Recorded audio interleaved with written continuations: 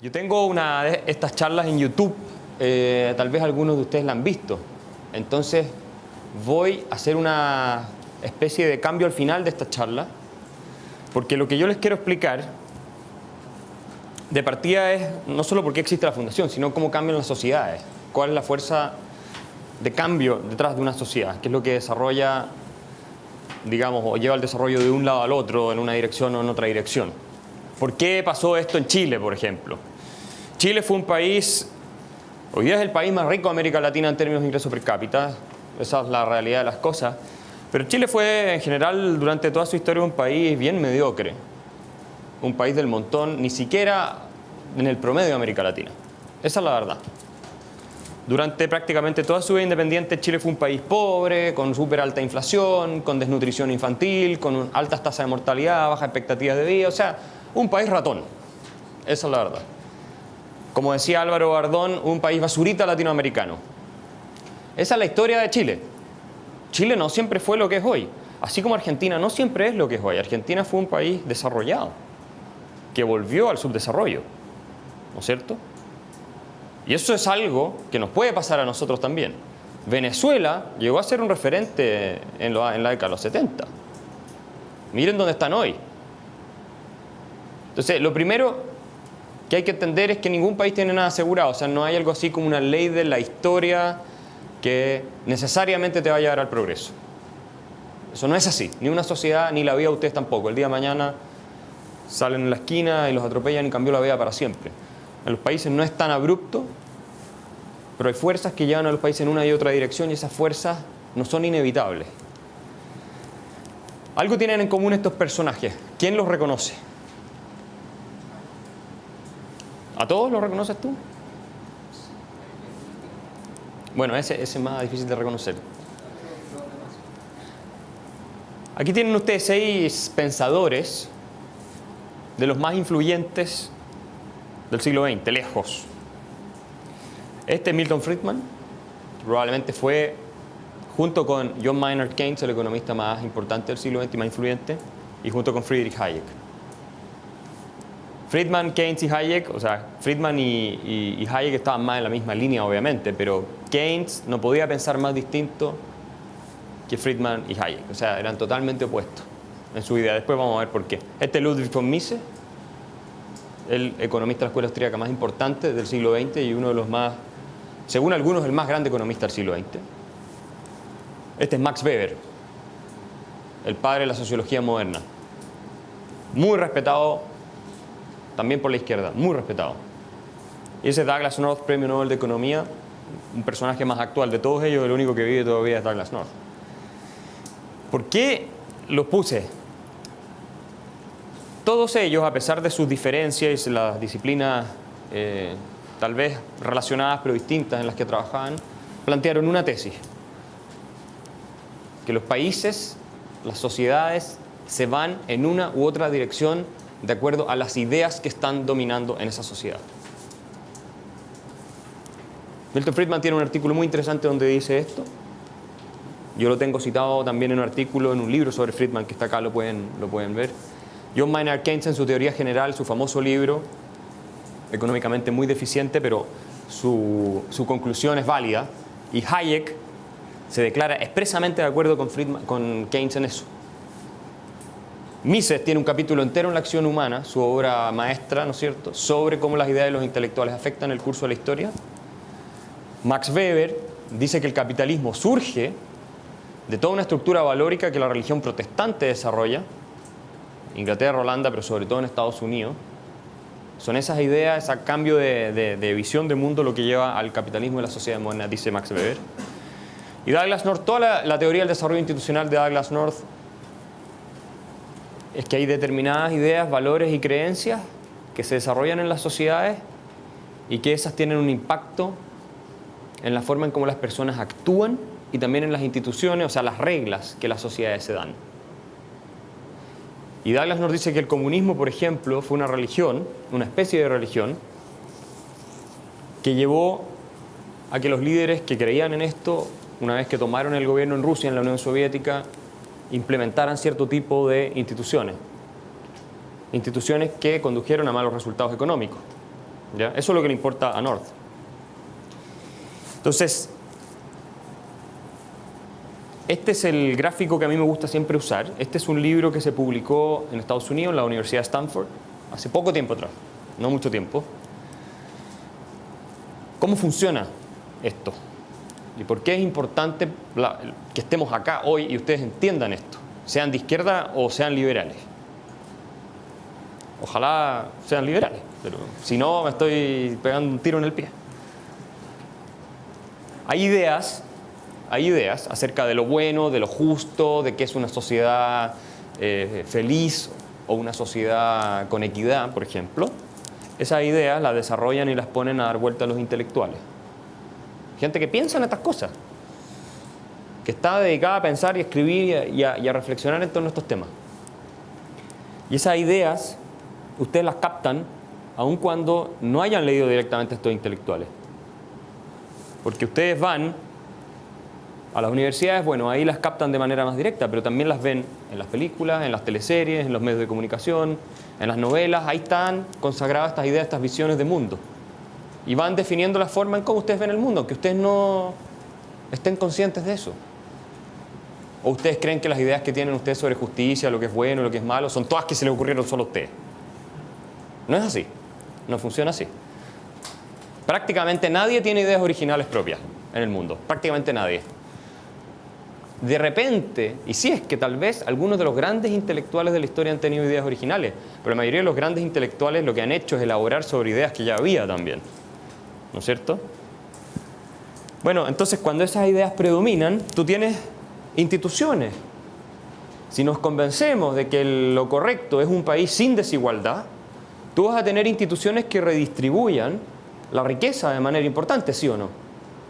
Si la población llega a esa conclusión y ejerce esa presión sobre la clase política, y la clase política también llega a esa conclusión, de que en realidad, ¿sabes qué? Un sistema con mucha libertad económica es un sistema injusto porque produce desigualdades, y eso es intolerable.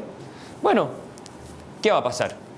Se van a cambiar las instituciones, es evidente. Y vas a tener impuestos mucho más altos, vas a tener regulaciones mucho más estrictas, la libertad en eso va a ser reducida. No estoy diciendo que esté bien o mal todavía esto, pero es como funciona, ¿no es cierto? Ahora, después de que tú tienes cambios institucionales, le duplicaste el impuesto a las empresas, por poner un ejemplo, o puede ser cualquier otro, ¿cierto? Hay casos radicales, de Venezuela es el más radical, de cómo se cambia todo un sistema y se pone otro absolutamente contrario a lo que había. No sé si absolutamente contrario, pero en buena medida contrario. Y eso genera incentivos. Tú, si eres inversionista, a ti no te da lo mismo que el impuesto a las empresas sea un 17% o un 35%, ¿verdad? ¿O a ustedes les daría lo mismo si tuvieran plata a la hora de decidir dónde van a poner la plata? No.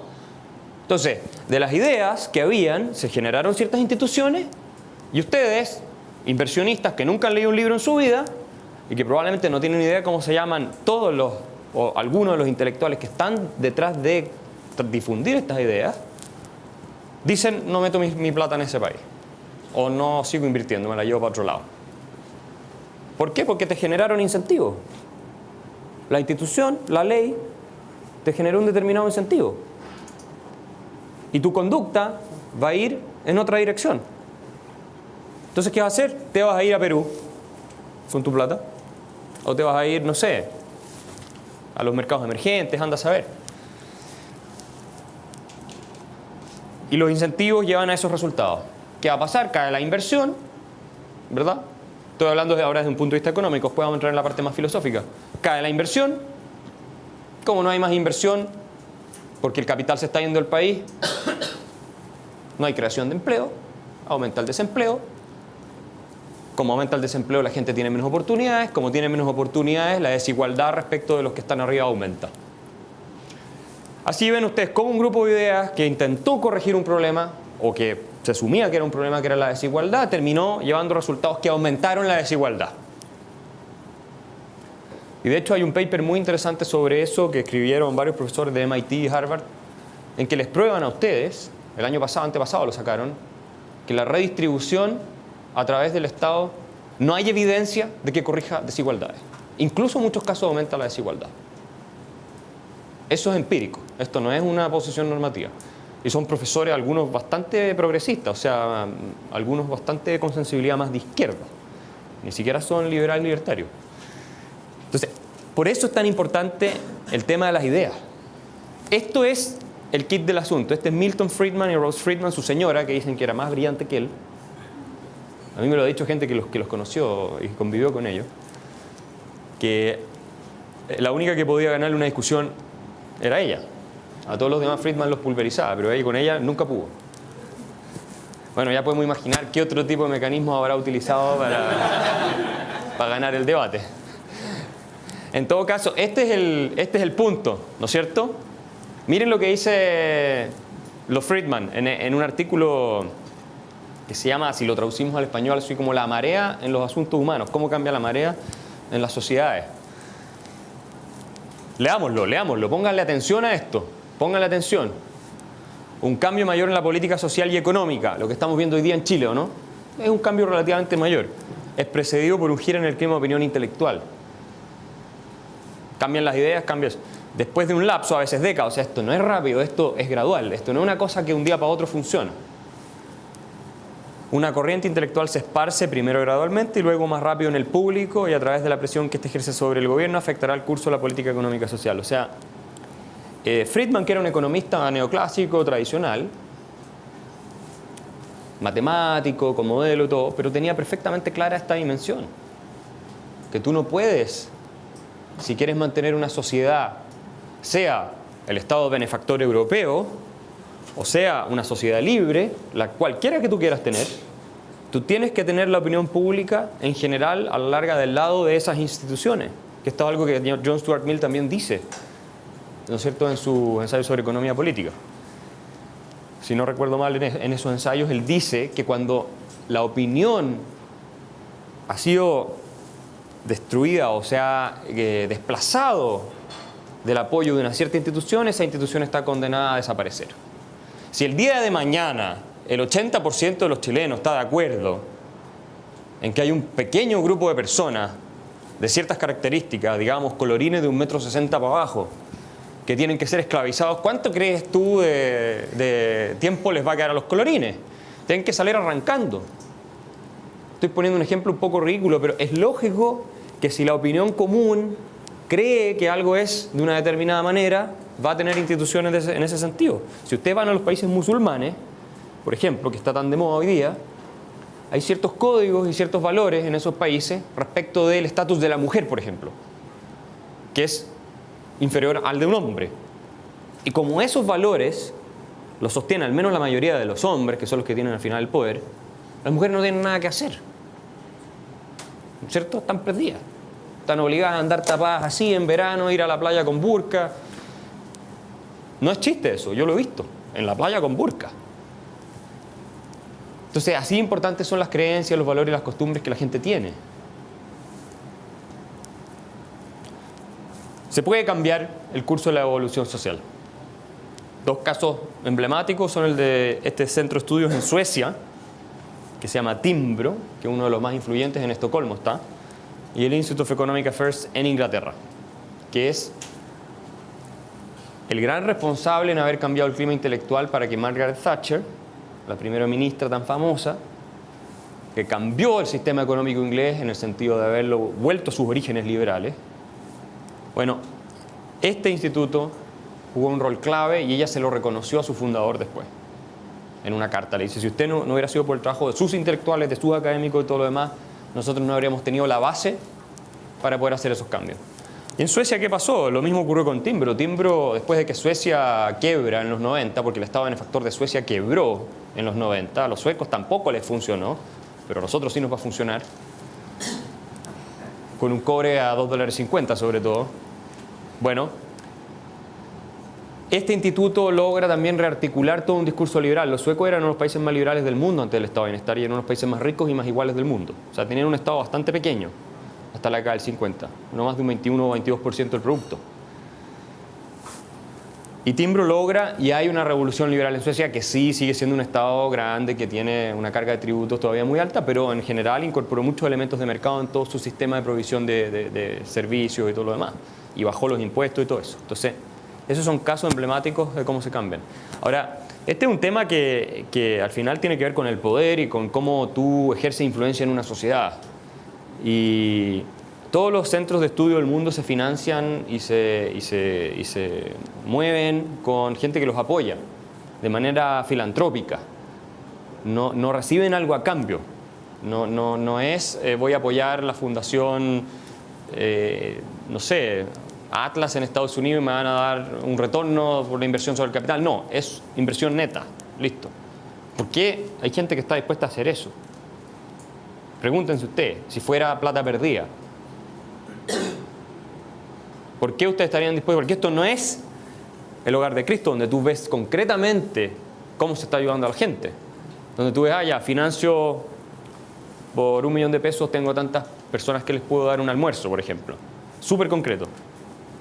Esto es menos concreto, porque tú financias algo y no tienes inmediatamente cómo lo mides, ¿te fijas? Sin embargo, existen en todas partes del mundo. ¿Por qué? Porque los que apoyan a estas entidades tienen visiones de cuál es el mundo correcto. Y hay gente que tiene una visión de que el mundo correcto es un mundo donde hay un Estado mucho más interventor, más grande, en fin. Y hay otros que tienen una visión del mundo que es la contraria. Y ahí se produce la batalla de las ideas, con intelectuales de un lado o de otro y una batalla feroz. Por, básicamente,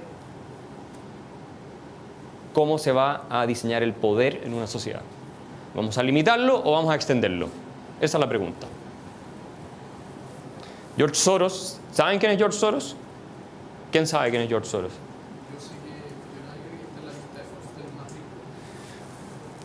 George Soros debe ser este es un tipo que partió de cero, emigró de Hungría, era un judío, emigró de Hungría, se fue a Inglaterra, estudió en la London School of Economics, conoció las ideas de Hayek, estudió con Karl Popper, en fin, y hoy día uno de los hombres más ricos del mundo. Debe estar dentro de los 10 más ricos del mundo, si no dentro de los 15 más ricos del mundo.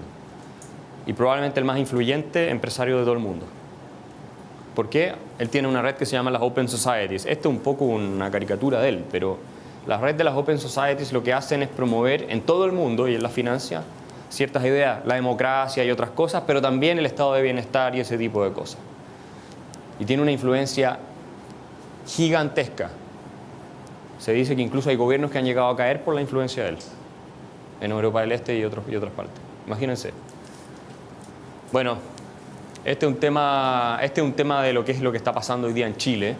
Cualquiera que de alguna forma estudiaba lo que se estaba discutiendo ya hace tiempo, era obvio que había un proyecto intelectual que buscaba terminar con el sistema libertario, que no es libertario, pero un sistema de Estado subsidiario, si ustedes quieren. Eso lo decía un informe del año 2000 de Mideplan, que cuando salió Ricardo Lagos elegido, bueno, dijeron, ¿para dónde tiene que ir el gobierno de aquí en adelante? La concertación tiene que ir a terminar el sistema económico neoliberal. Eso era lo que ellos decían. Como nadie leyó el informe en la derecha, porque esa es la verdad de las cosas, de repente se encontraron que quedó una bofetada detrás de la otra y no entendían nada de lo que estaba pasando.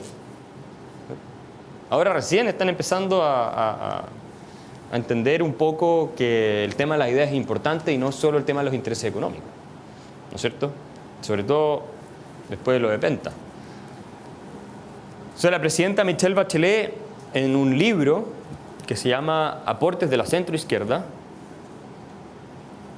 Ideas para Chile, se llama Ideas para Chile, Aportes de la centroizquierda, donde están todos los intelectuales de centroizquierda, que se publicó el año 2010, un prólogo de la actual presidenta Bachelet. La presidenta dice, ganamos la batalla de las ideas. Esto lo hice el año 2010. Nosotros ganamos la batalla de las ideas. Nuestras ideas son hoy día predominantes. Dice, la noción de un Estado que activamente promueve el desarrollo según la protección social no está cuestionada incluso por aquellos que ayer criticaban esa acción del Estado. Porque el gobierno de Piñera en realidad fue eso lo que hizo en Chile. Fue un gobierno de centroizquierda. Esa es la verdad de las cosas si tú lo mides con la vara liberal. No estoy diciendo que esté mal que haya sido centro, yo creo que está mal, pero hay gente que puede pensar que está bien que haya sido centroizquierda. Pero la verdad de las cosas es que eso fue. Y la presidenta Bachelet lo entendió y dijo, están gobernando ellos como que gobernamos nosotros, es la misma cosa. Nosotros les ganamos al final la batalla a ellos. ¿no es cierto? Y fue ese gobierno el que subió el impuesto a las empresas, el gobierno que hizo el tema del postnatal de 6 meses y un montón de cosas más que ustedes conocen. Porque ya las ideas estaban perdidas, ya estaban perdidos. Esa es la verdad, cuando Piñera asumió. Y Piñera tampoco es una persona que va a ir a defender los principios, no. No, la verdad de las cosas es que no es así. Vamos a ver qué dice la encuesta y según eso, ¿no es cierto? Los políticos en general son así, no les queda otra, porque su incentivo es el poder, nada más. Son muy pocos los que tienen ciertos principios. Bueno, y Jovino Novoa obviamente critica en su libro ese, ¿no es cierto?, el tema de lo que fue el gobierno de la centro-derecha, donde dice que en realidad lo que hubo fue otra cosa, más bien de izquierda. Yo creo que tiene razón, no comparto mayores cosas con él, pero yo creo que en eso él tiene un punto que es efectivo. Y hoy día, en la gran discusión que estamos, que vamos a entrar a eso después, es esta, que me imagino que todos lo reconocen. ¿Ah? Además tienen el nombre al lado. Les voy a dar una pista.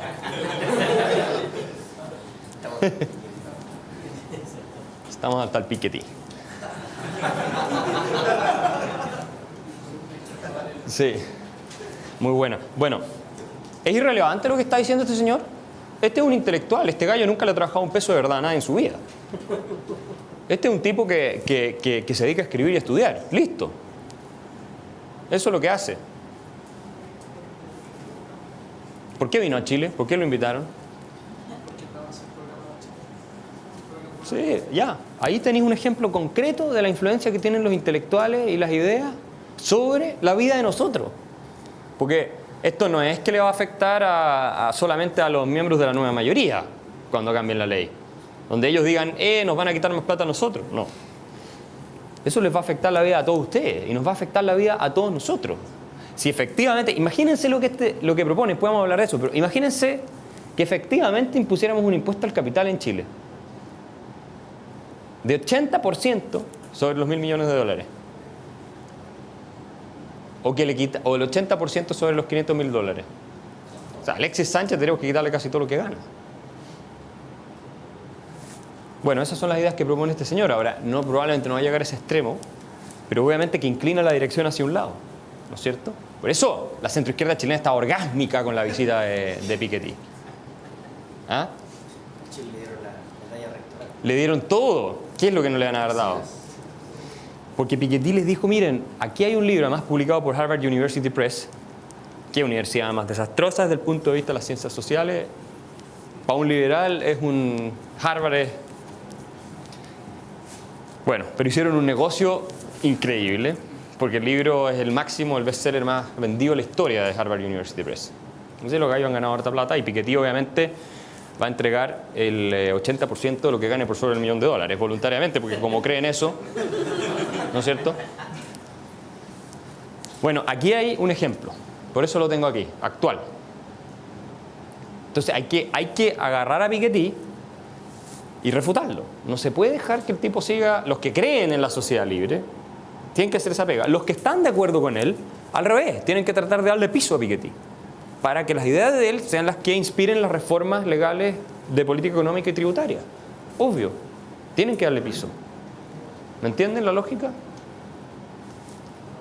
Pero es él el que está como intelectual. Entonces, ¿qué pasa? De toda esta teoría igualitarista surgen también movimientos populares. En Estados Unidos el tema de la desigualdad no es tema, nunca ha sido tema. La verdad es que las encuestas a Obama le muestran que la gente no se compra el argumento igualitario en Estados Unidos. Si tú haces campaña política en Estados Unidos con que tú vas a igualar a la gente, quitándole a los que tienen más y toda la cuestión, pierdes. Los gringos no se compran eso. No lo creen. Pero es un tema cultural que está muy arraigado en Estados Unidos desde siempre, desde su independencia y antes. ¿No es cierto? El americano en general cree en la responsabilidad individual y si tú lograste algo y eres rico, te admira y quiere ver cómo lo podéis hacer para tú también seguir el sueño americano, pero no cree que él va a estar mejor, que él va a caminar mejor, ¿no es cierto?, por quebrarle la pierna al vecino. Eso es algo que el gringo no cree. Pero hay una nueva tendencia que también se ha ido metiendo y es esta. el 1% más rico que hay que quitarle, cobrarle impuestos. ¿Qué es lo que dice Piketty básicamente? Lo que Piketty lo hace más amplio, ¿cierto? Y esas son ideas, son consecuencias de ideas. Entonces, la historia de esto, yo fui en Alemania, yo viví varios años allá, volví hace poco, a la casa de Karl Marx, que nació en una ciudad que se llama Trier, en Alemania, que hoy día es un museo. Y tú vas por el museo, bueno, y ves todo el tema, pero después al bajar hay un shop, como están todos los museos, un negocio donde te venden cosas, y estaba este póster. Yo lo encontré genial, porque resume la esencia de toda la charla y de lo que nosotros estamos tratando de hacer en la fundación. Y en lo que consiste el mensaje que tantos intelectuales han tratado de transmitir. Pero este artista lo logró sintetizar con esta caricatura y con este slogan, "Sorry guys, it was just an idea". Es como, sí, es que eso es el efecto de las ideas. O Marx no tuvo ni una influencia. Marx fue un tipo que nunca trabajó en su vida. A diferencia de... menos que Piketty incluso. En lo privado, quiero decir. No, nunca trabajó. Vivía del apoyo de su amigo Engels, vivía de la plata que le pasaba al papá, vivía de créditos, nunca trabajó en algo productivo. Pero se dedicó a escribir y a estudiar. Eso fue todo lo que hizo. Un ratón de biblioteca, así decía él. Soy un ratón de biblioteca. Entonces, los ratones de biblioteca tienen impacto. Y las ideas tienen impacto profundo. Este gráfico lo que les muestra a ustedes, reajustado por el producto de Estados Unidos, es el producto chileno ajustado por el producto de Estados Unidos per cápita. ¿Ya? Dividen el uno por el otro y les da una ratio de uno con el otro, ¿ya? Fíjense ustedes una cosa, Chile, si bien es cierto en términos absolutos, siempre fue un país muy pobre, pero en términos relativos, la economía liberal, hasta principios del siglo XX, básicamente, Chile era un país en que el Estado prácticamente no se metía en temas económicos. Era más liberal que muchos países europeos, de hecho. Y tú ves que el ingreso per cápita de los chilenos empieza a ir acercándose al de los norteamericanos, empieza a converge en ese periodo. Y lo que pasa después es que las ideas keynesianas, estatistas, socialistas, colectivistas de la derecha y de la izquierda y la CEPAL, ¿no es cierto?, con la teoría del desarrollo hacia adentro, todas esas cosas. Esto es lo que se llama el sistema de sustitución de importaciones que tuvimos aquí y en otras partes de América Latina. Entonces ahí Estados Unidos se despega para arriba y nosotros nos vamos para abajo. Y la verdad es que ese periodo de la historia de Chile, de la década del 20 hasta la del 75, fue, desde el punto de vista económico, una catástrofe. Según todos los indicadores que ustedes puedan encontrar. Y esto lo reconoce gente izquierda, ¿eh? Tú leas a Ricardo French Davis y te lo dice. O sea, no hay en esto una discusión muy grande en términos académicos. Sí discuten algunos números, pero en general nadie dice que el sistema estaba bien.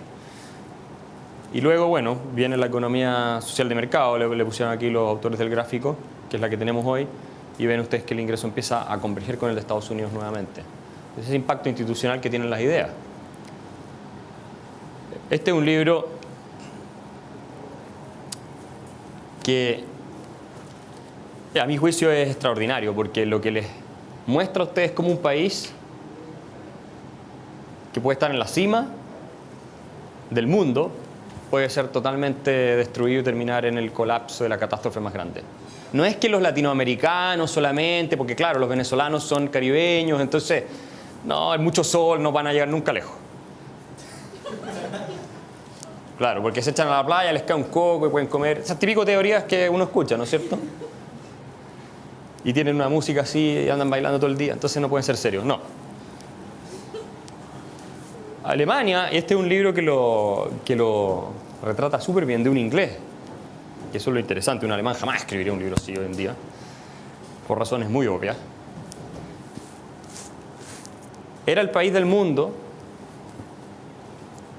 más avanzado a principios del siglo XX, en muchos sentidos. Tenía más premios Nobel que Inglaterra y Estados Unidos juntos. La tesis de Watson es esa. que no hubo ninguna cultura que contribuyera más al desarrollo del mundo moderno que la alemana. La mitad de la literatura científica del mundo se producía en alemán. Era un país de poetas, de filósofos y científicos. Estamos hablando de eso poquito antes de que los nazis llegaran al poder. Era un país industrializado. Sin embargo, vean ustedes lo que pasó en la década del 30 y el 40. No, que una piedra sobre la otra.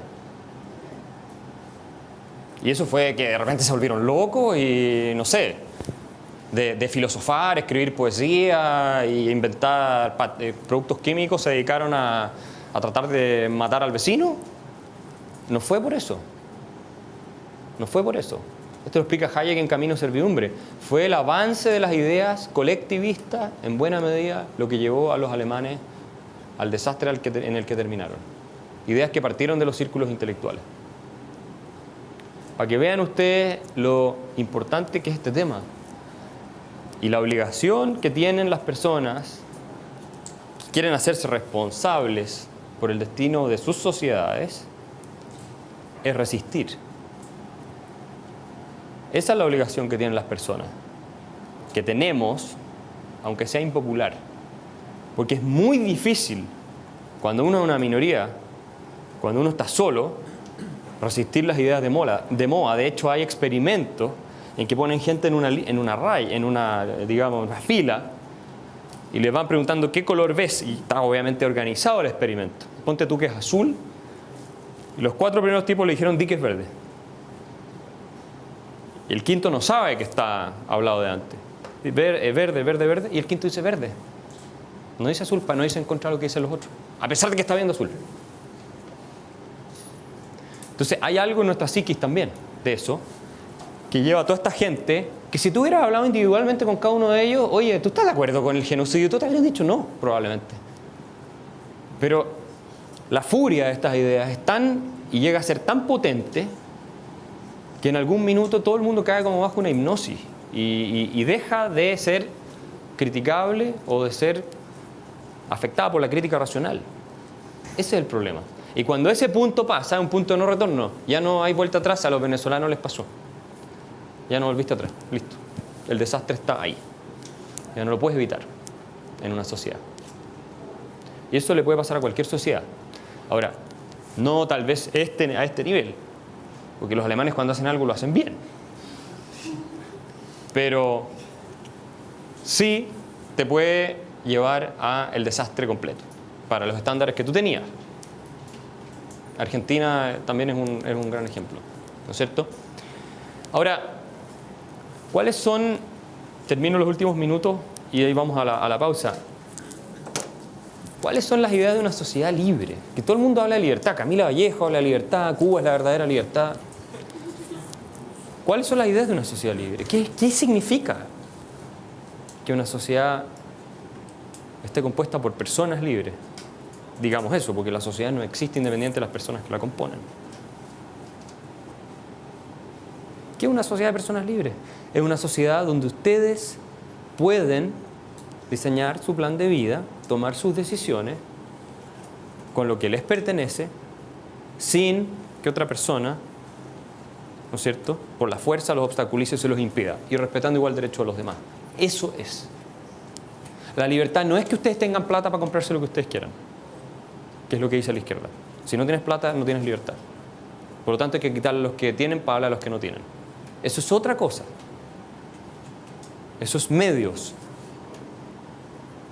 La libertad es la posibilidad de obrar, ¿verdad? Sin que otro te pueda someter por la violencia a hacer algo que tú no quieres. Si tú aceptas eso, que todas las personas, independiente de su condición sexual, de su origen social, de lo que tú quieras, de su estatus, tienen un derecho a decidir qué van a hacer con su vida, si tú aceptas eso, necesariamente tienes que llegar a la conclusión de que nadie tiene derecho sobre la vida ajena, ¿verdad? Y si nadie tiene derecho sobre la vida ajena, nadie te puede obligar a ti a trabajar gratis para otro. Eso es lo que se conoce como esclavitud. ¿No es cierto? Ni a satisfacer fines que no sean los tuyos. Yo, si respeto tu proyecto de vida, estoy respetando también tu propiedad. Porque parte esencial de tu libertad, de qué vas a hacer con tu vida, es qué vas a hacer con lo que te pertenece. Yo no te puedo prohibir hablar, sí, de acuerdo, pero tampoco te puedo prohibir cómo vas a gastar tu dinero. Te lo puedo quitar para satisfacer fines de otro, desde el punto de vista moral. Quiero dejarles planteada esta idea, denle una vuelta, a ver cómo resuelven ustedes el tema de la redistribución, desde el punto de vista moral. Yo la tengo resuelta, pero más o menos. Pero ojo con ese principio. Es un tema moral. Si tú tienes la misma dignidad que él, aunque tú necesites algo que él tiene, no se lo puedes quitar por la fuerza, porque lo estás agrediendo. Y nadie tiene derecho a agredir a otro, usar la violencia sobre otro. Por eso el argumento, y con esto voy terminando, el argumento de que hay necesidades, como por ejemplo la educación, te otorga inmediatamente un derecho, es una falacia. Es indefendible a mi juicio, moralmente. Porque aunque tú necesites algo, no tienes derecho sobre la vida de otra persona. No eres dueño de otra persona. No puedes obligarlo a que te lo satisfaga, ese derecho. Esa es necesidad, digamos. Entonces, si tú dices tienes derecho, bueno, entonces te lo tiene que satisfacer. Piensen en esa idea. Porque sin esa idea, tú abres las puertas a, obviamente, una agresión bastante amplia de los unos sobre los otros para satisfacer sus respectivas necesidades que se han constituido en derecho. Lo vamos a dejar hasta aquí, pasemos al café y después vamos a discutir, entrar a la fase de preguntas.